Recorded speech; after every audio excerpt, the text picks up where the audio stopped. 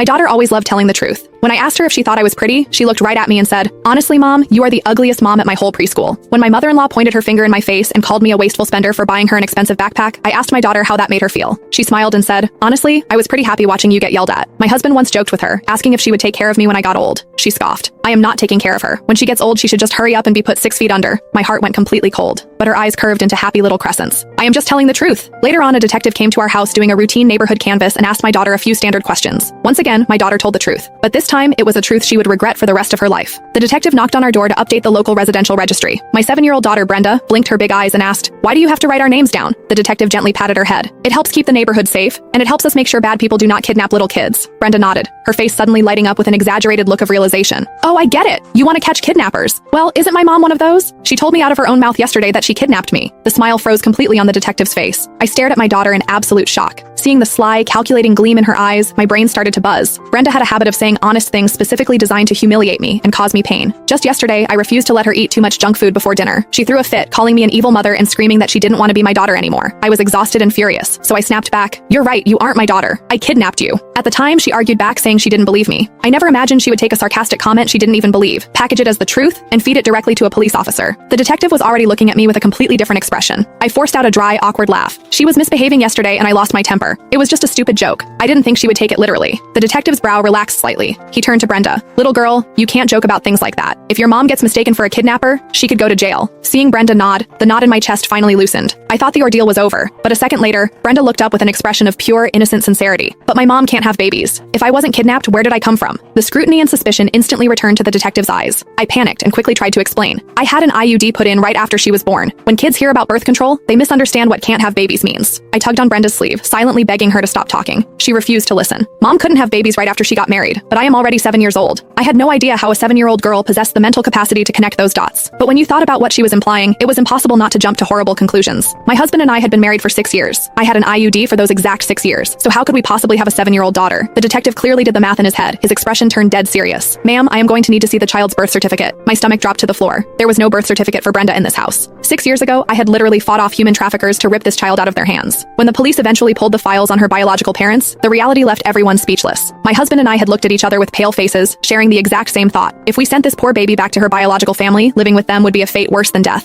We simply couldn't bear it. So we went through the system, adopted her, and raised her to this day. Brenda probably thought my angry comment yesterday was just a cruel joke, but she had no idea that the joke was actually the truth. The only reason we never told her was that we didn't want her to feel like an outsider in her own home. But now, if I didn't confess, this detective might actually put me in handcuffs. Just as I opened my mouth to explain the adoption, Brenda suddenly shrieked in mock excitement.